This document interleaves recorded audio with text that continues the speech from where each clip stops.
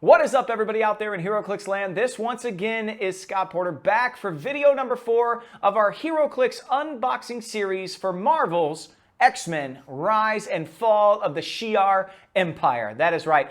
WizKids went back in the annals of X-Men stories, and they pulled this one out from, I think, like 12, 13 years ago to follow up on.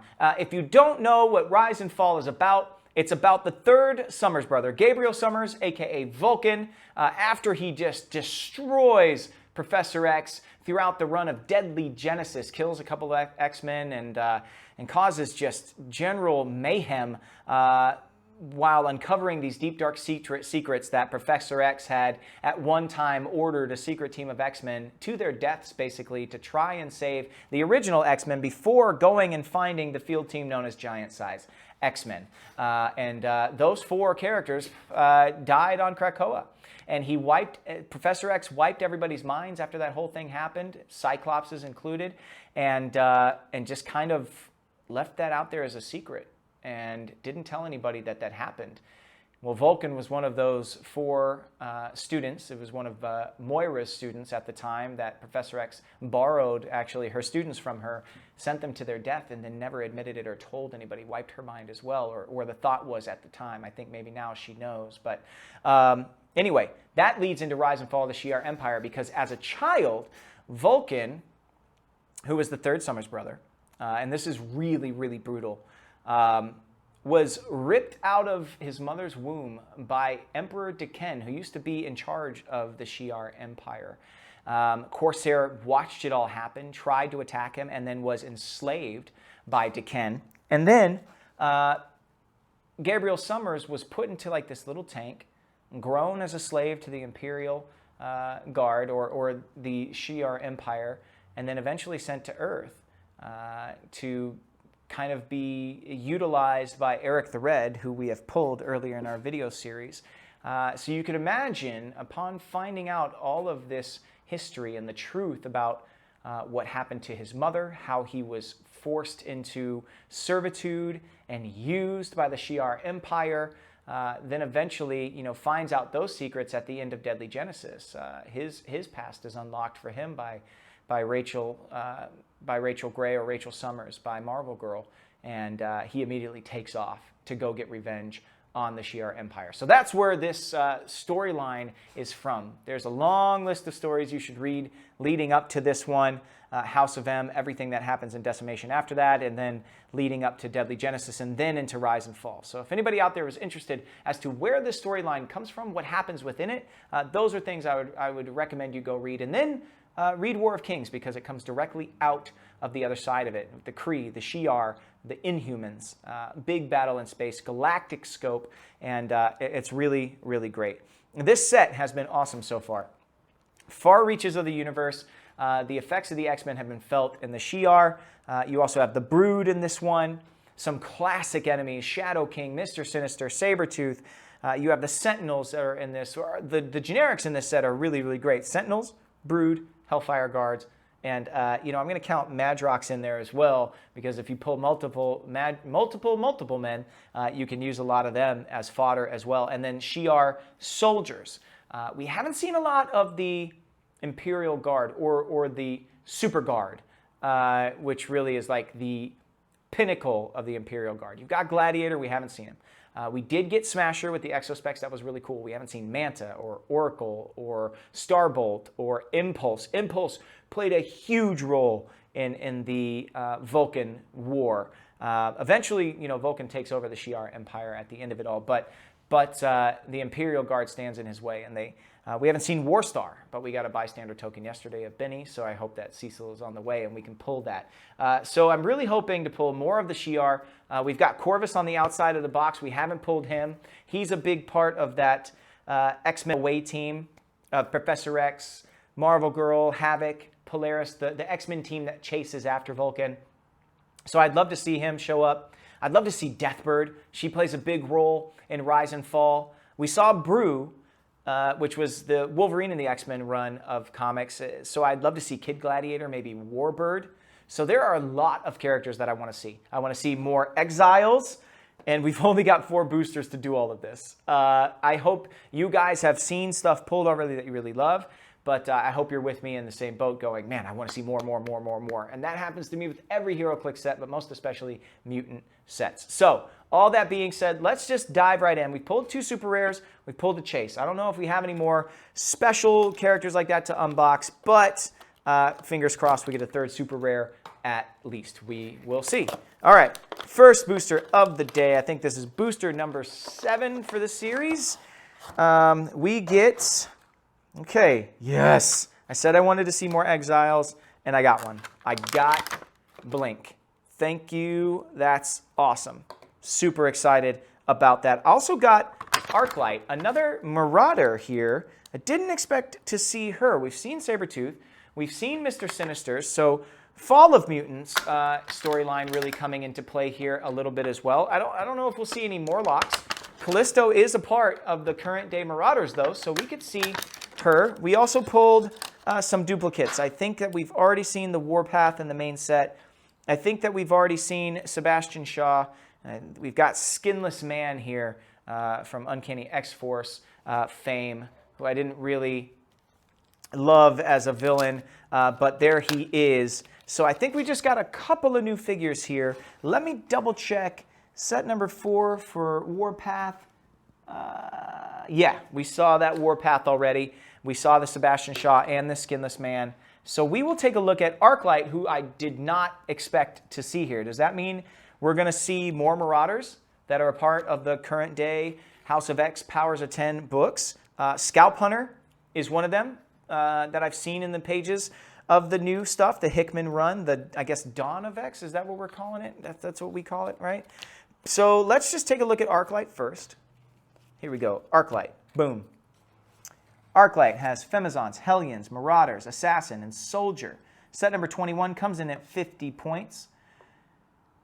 Rally, opposing attack rolls. When Arclight uses Quake, she may replace a die in the attack roll with her Rally die. Shockwave Slam is a special attack power. Quake, when Arclight hits a single opposing character with a close attack or uses Close Destroy. After resolutions, she can use Quake for free. Whoo! All right, let's take a look at the back of her card real quick here. She's got Charge as long, and also has that Quake. And since today is this is the first time we're seeing Rally in today's video, I will just read it in case anybody missed the last videos. Once per roll for each die in a finalized attack roll, and for all characters with a matching Rally die and trait color printed on their trait star. After resolutions, you may choose a friendly character to gain a matching Rally die. Ooh, Rally trait colors specify which attack they can gain Rally dies from. So a matching Rally die and trait color. So if we look at the front of her card, that means red, which is opposing attack rolls, and 5. So if there is a 5 in an opposing character's finalized attack roll, you can put a 5 onto her card. Then for her, you can roll up, you can attack for free, and then, you can attack, and then you get that free Quake, and if you want to, when you use that Quake, you can grab that 5 and replace either of the 2 die that you roll. So say you need a 7, you roll a 1 and a 2, you roll a 3, you can replace that 1 with a 5, boom, you've rolled a 7, now you hit. That's what the Rally token is good for. And what I really like about the Rally tokens is you have to commit. The Rally tokens don't give you a chance at something, you have a chance to really alter the way something happens, right? And you commit to that. When you use Impervious with Colossus, you can use that 5 to stand in for his Impervious roll. It gives you a free out. We've seen the same thing with Super Senses. It helps with attack rolls. I think this Rally mechanic is really, really cool. I'm liking it a lot. Okay, here we go with Blink. One of my biggest ones in the set. Very excited to get her. Let's see. She's got Age of Apocalypse, Exiles, Generation X, Jean Grey School for Higher Learning, New Mutants, Utopia, X-Men. Oh, that's awesome. She's got Jean Grey School for Higher Learning and Utopia keywords. Those came into play in the OP event that happened with the battle between Cyclops and Wolverine. So cool. We've got Rally, opposing attack rolls. When Blink makes an attack after resolutions, you may remove her rally die to place her or a hit character up to 5 squares from their current square. Yes, that is a great trait. Also has See Ya, Wouldn't Want to Be Ya, Phasing Teleport. When Blink uses it, she has the ability to carry 3 figures, but only to carry friendly characters that share a keyword with her. She is the queen of teleportation. She can do telekinesis as well. Pretty cool. She's got running shot there. She's got her 2 traits. I love the ability for her to hit and then move a character. So she does damage, right? And it doesn't say close attack. It says just makes an attack, right? When Blink makes an attack after resolutions, you may remove her rally die to place her or a hit character up to 5 squares from their current square. So you make an attack. If you miss, you can move yourself, I believe, 5 squares. If you hit, you can move that character, and it can be from range, it can be up close, and then you can put them into line of fire or just to get beat down by another character on your team. I like that a lot. It's not uber, that old Nightcrawler piece, like snatch and grab, but it still has a high movement and a good way to swing the battle into your favor. Very, very cool. I like her a lot. Look at the back of her card one more time. 5 range, double targets. Now remember, she has to hit a character to move them, but after making an attack, so it doesn't say she has to hit to move herself. So she can get herself out of harm's way as well. Defensive or offensive. I like how that works. Okay, next booster. Let's see here. All right, I got some of my exiles. Woo! I mean, I'm still like just wanting a Thunderbird so bad, and we haven't seen Nocturne in such a long time, so I'd really love to get her. But, you know, if we don't, we don't. Oh, yeah, okay. Yes. This is a good pack, too. I told you the generics in this set are really, really good. That's where some of the cards were loose. Let's see. We got Havoc. Now, the Havoc that we've seen so far is actually the Havoc that's in the Fast Forces set. So nice to get the main set Havoc to take a look at. We also got Silver Samurai, and we did get Corvus. So I like Corvus. I like Corvus because I like Rachel, and I like Marvel Girl. And I like that Marvel Girl found some respite and somebody that understands her. They have a connection with the Phoenix Force. He's got the Phoenix Blade. It is, I think, comically huge. I mean, we're talking Cloud Strife level sword size here, but still, pretty cool character. We pulled another Colossus as well, and we pulled a Sentinel. And we'll take a quick peek at the Sentinel. I know you guys saw it in the last video, but since we pulled another Sentinel, and I told you these generics are really, really good, I'll just give you a peek at the dial real quick, since we pulled a couple of pieces that we've already pulled today. So we're not pressed for time on this particular video. That being said, after we finish this booster, I am going to unveil something special for you guys as well. Day 1, we did the Deadpool Play at Home kit. Day 2, we did the Fast Forces. Day 3, we did the Dyson tokens. Today, we're going to talk Legacy cards. That's right. Stick around. Legacy cards upcoming. Let's see. I want to look at Havoc to start, I think, because he's one of my favorite characters of all time. I used to be a Havoc stan big time, and then I voiced Cyclops in a couple of different cartoons and video games, and I did some research on him. I really started to have a strong affection for Cyclops as well, so I love both of the Summers brothers, and I'm wearing a new Cyclops shirt because yesterday we pulled Cyclops, and you know what? X-Men Rise and Fall, I didn't have any character-specific shirts for this, so I just brought all my X-Men shirts, and I pulled a Multiple Man, so I wore my Multiple Man shirt. I pulled an Iceman, I wore my Iceman shirt. I pulled a Cyclops, I wore my Cyclops shirt. It's pretty great. And I knew on day 1 I was wearing a Deadpool shirt because I knew I was going to do the Play at Home kit. So maybe I'll switch back to the Deadpool shirt tomorrow, but whatever. Anyway, I don't usually do multiple shirts on you guys. I think the secret's out. I filmed these all in one day consecutively. My brain turns to mush by the end of it, but then we dole out the videos 1 per day. And so that's how we do it, to just share this all with you guys. But imagine if I was knocking on Hyper RPG Studios' door every single day for a week. They'd be like, no, go home, buddy.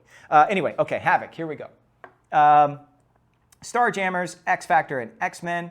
Rally.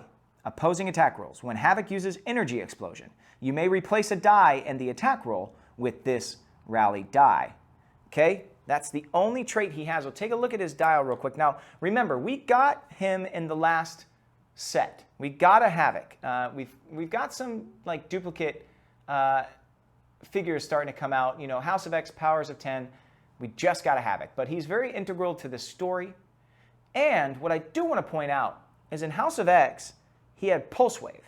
In this set, he's got Energy Explosion. And the team-up cards that we got back then, they play nice with these figures too. As long as the name is the same, it doesn't have to be from that set. So the team-up cards work with this Havoc. So if you want Pulse Waves for some reason or another, use the Havoc in that. If you want Energy Explosion, which has gotten a big boost now, it's like a ranged Quake basically, dealing 2 damage to adjacent characters next to the one that you're targeting in the new Powers and Abilities pack. You could choose, really have an honest-to-goodness choice between these 2 characters. He's 35 points, set number 5. I like the attack values. I like the simple power structure, and being able to choose from multiple Havocs is always a good thing for me in my mind. So super happy with that. We'll take a look at this Sentinel once again. I'll just show you the card. I'm not going to read the whole thing, but just to remind you, you know, once you're during your opponent's turn, if they hit with 3 attacks or 2 attacks made by an X-Men, you can bring another Sentinel from your sideline into your starting area. And when a Sentinel is KO'd, instead of putting it in your KO area, you can KO it and you can put it in your sideline again. Now, I don't know how many times people are going to want to bring these Sentinels into play, but having more of them is going to be better. So I don't mind pulling multiples of generics. I know the rest of you out there don't mind that either. Okay, let's look. We got 2 swordsmen here. We'll take a look at Silver Samurai first. Silver Samurai has Hydra, the Hand, Armor, Martial Artist, Mystical, Warrior keyword, set number 20, comes in at 65 points. Has a trait, Teleport Strike, phasing teleport. When Silver Samurai uses it, moves 5 squares or less after resolutions, he may make a close attack. That's awesome. Has Exploit Weakness, has Blades, has Stealth, can flit in and out. It says Wolverine 301 is the significant appearance, but has an issue of Baby Cable pictured in the picture. It always, my mind fritzes a little bit when WizKids decides to do that.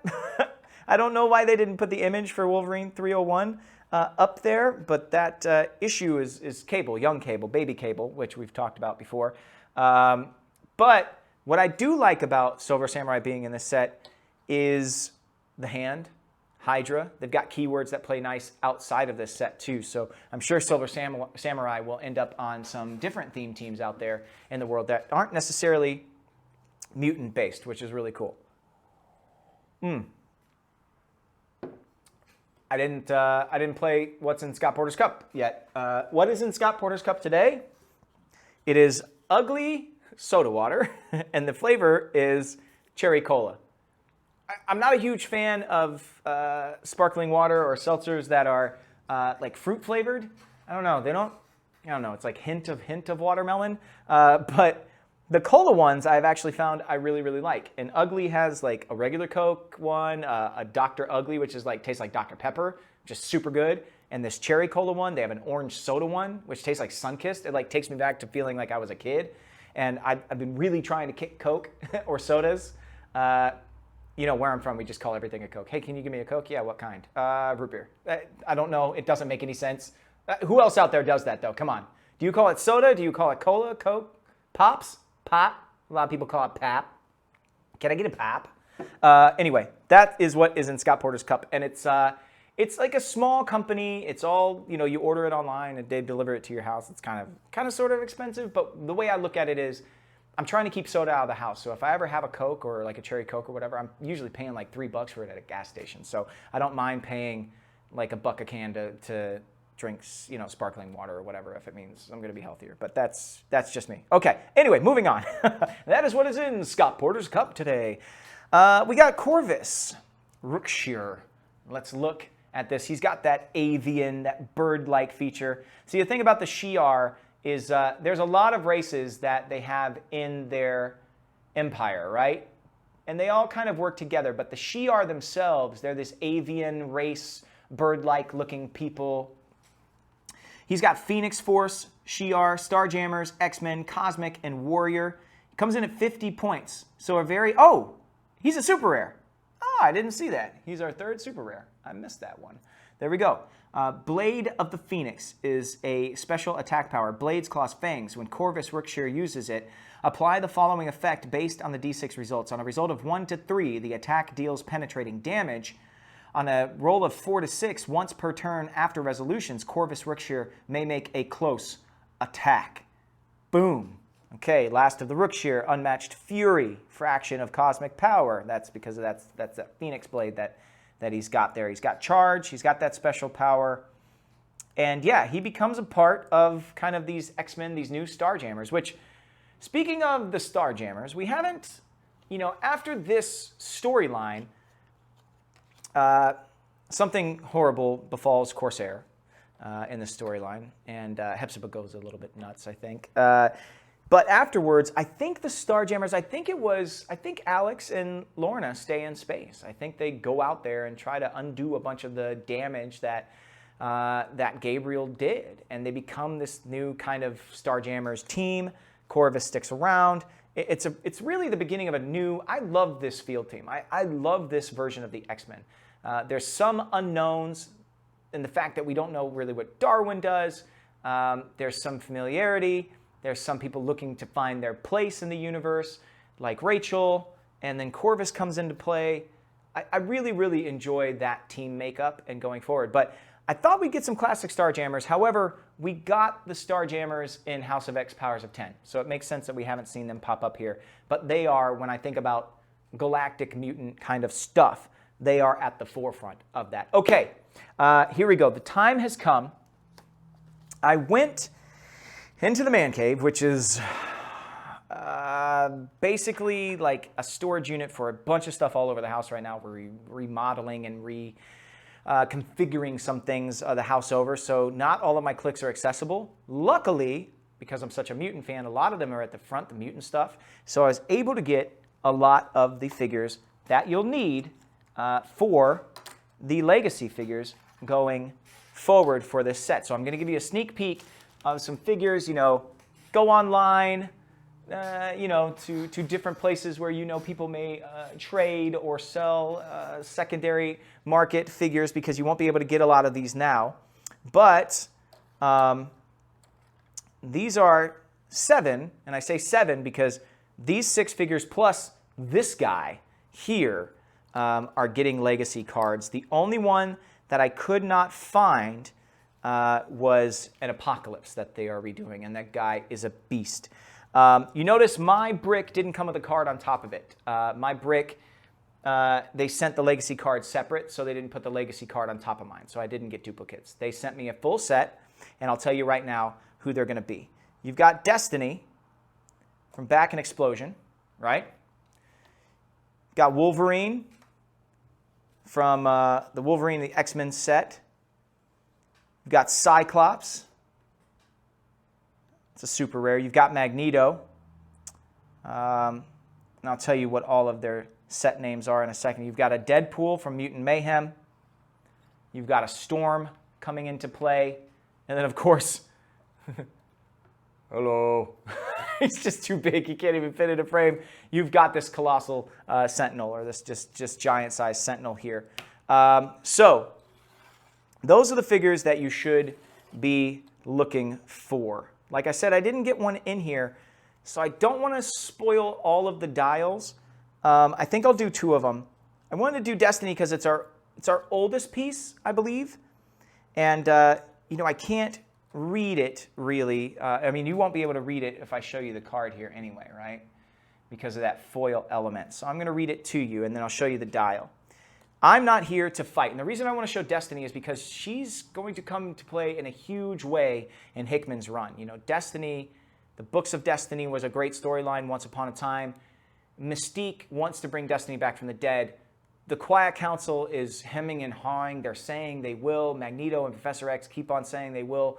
They're sending Mystique on all these crazy, dangerous missions, and they don't follow through on their word. And there's a reason they're not bringing Destiny back. But a long time ago, Destiny told Mystique, you will live on an island with all of mutantdom. And when that happens, it will all fall to ruin unless you bring me back. You have to bring me back. And so that's Mystique's whole goal. It says she has a trait. I'm not here to fight. When Destiny is targeted with an attack, she may replace her defense value with the printed defense value of an adjacent friendly character that she shares a keyword with. She also has my trusty crossbow, which is another trait, range. Make a range attack with a range of 4, an attack value of 9 instead of normal damage. Deal 1 penetrating damage. So Destiny never did damage in Clix form, but there's the dial, there's the legacy card, there's the figure you need, Marvel HeroClix Explosion. Okay? All right. I'm going to show you one more, but what I wanted to do is make sure that I get you the right sets to find all these figures in. I told you, Deadpool. This is the experience level Deadpool. You need actually the veteran Deadpool, who I did not find. Apologies on that. But Marvel Mayhem, veteran Deadpool. The set came out in 2004. Go find him. That is one of the ones that you'll need for the legacy card for this set. Go and find this Wolverine from Wolverine and the X-Men, set from 2013. Okay, comes in at 100 points.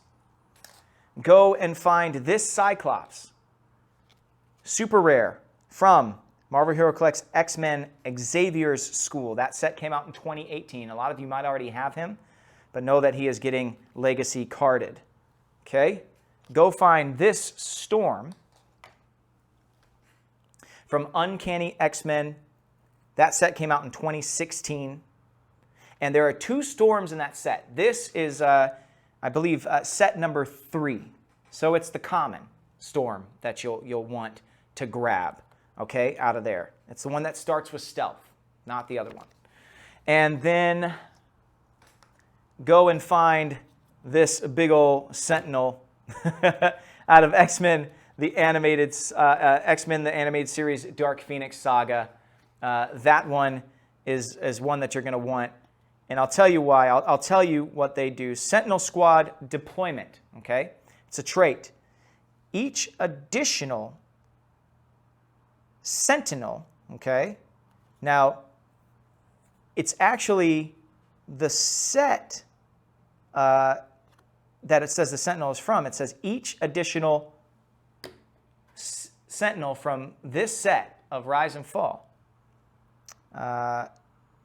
Each additional Sentinel added to your starting force beyond the first costs 25 points, and you may choose a different starting line for each.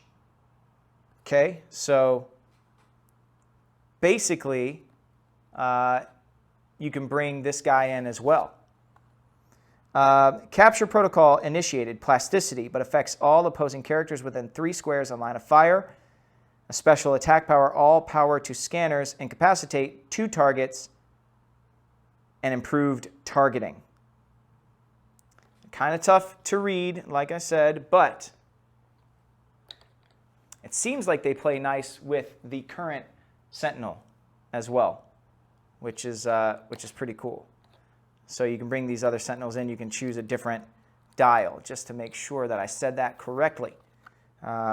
Sentinel Squad deployment. Each additional Rise and Fall. Oh, wait, no. Legacy. Oh, I'm sorry. Each additional Legacy. That's right. Sorry, guys. If you look at the front here, it does say Legacy, so it still has the same set symbol of this current set because that's the Legacy card. Anyway, each additional Legacy number 2 Sentinel added to your starting force beyond the first costs 25 points. You may choose a different starting line for each. Sorry, guys, I misread that, but that's why I wanted to show you that. So anyway, you can see, though, on the back here, again, their lineups. And then you can see the different powers that they have that I read to you. Sorry about that, guys. It's tricky to share these because the foil cards are difficult to get a sense of. You've already seen the dials on these guys, so it's really all in the wording, and it's tough for you guys to capture that. Go find this Magneto. This Magneto is from Giant Size X-Men. It's a super rare. And I'll tell you, Safe from Charles' reach, has Safeguard, Mind Control, Penetrating, Psychic Blast, has another trait, Magnetic Field, Energy Shield Deflection, and Sidestep. Regeneration, but only if Magneto occupies a square with a debris marker. Modify Magneto's combat values by +1 as if he is within 4 squares of a debris marker. A special attack power, the Master of Magnetism. Telekinesis. At the beginning of your turn, Magneto may destroy a square of blocking terrain within range, and a special defense power, Magnetic Shield. Invulnerability, willpower. Opposing characters within range have their range value. So some differences there. You've already seen the dial, of course, because this one's been out for a while. And the last legacy card you should go look for is Apocalypse from Mutations and Monsters. You can see which one it is there. You can see the picture there. Sorry, guys. There you go. And there you go. So go find that one for Mutations and Monsters. And that is your legacy card debrief here on video number 4, day number 3 of our HeroClix unboxing series for Marvel's X-Men Rise and Fall of the Shi'ar Empire. I know I'm still probably saying that wrong to some of you. Tell me below. What figure are you most excited about that I have pulled this week?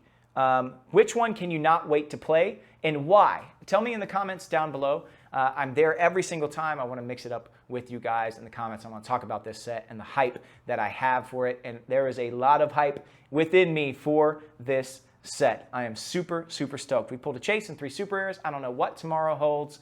Hopefully it holds something special. I don't know. We will see. I think I am most excited to play with that Shadow King. I think that Shadow King is insane. And I love just the element of the rally trait. I think playing a team of my favorite characters is going to be really, really fun with all of those 5s being tossed around, trying to figure out who deserves a rally token or not. But I think most of all in this set, I want to play Magerox. I want to play that Magerox. If you hit him, he pops out a dupe. You've got multiple of them. I just need to pull a bunch. So that's what I'm most excited about. But again, tell me what you are most excited about in the comments down below. And I wanted to say thank you to Hyper RPG Studios. Again, check them out on Twitch. Check them out on YouTube. They've got a suite full of things that you would like to watch. I promise you, you will not be disappointed. And if you're hungry, if you got rumble in that tummy, they're doing cooking shows now too. So check them out. I want to say thank you to WizKids for sending me this set to share with you guys. It is one of my favorite things to do constantly is to share these sets with you guys a little bit early. The set comes out June 9th for pre-release, June 23rd as of right now for the main set drop. Call your local comic book shops, call your local gaming stores, and find out if that date is holding, because things are in flux in this world. Things are still not quite back to normal. So give a little leeway, have a little patience, stay in communication with your local stores, and support them in the way that they've supported us and helped us build communities over time. Last but not least, I want to say thank you to you guys for tuning in, watching with me. I've had a blast on this one. Tomorrow is our last video. I can't wait to see what we pull then. And until we do, may all your rolls be critical hits.